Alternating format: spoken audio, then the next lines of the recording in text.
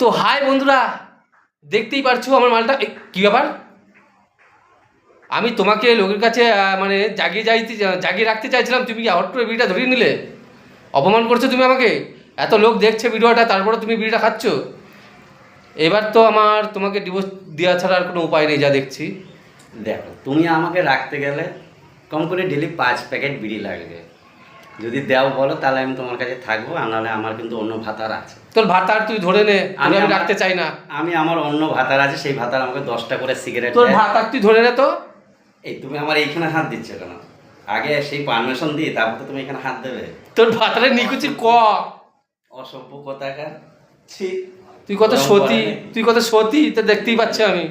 আমার এগুলো কত কষ্ট করে ফল গজিয়েছে আমার গাছে, আর তুমি তোর গাছের ফল নোংরে নেবে না সবাই। দাঁড়া, তুই একটু চল নিচে। আবার তুই বিড়ি খাচ্ছিস, তুই আমাকে ইনসাল্ট করতে যাস।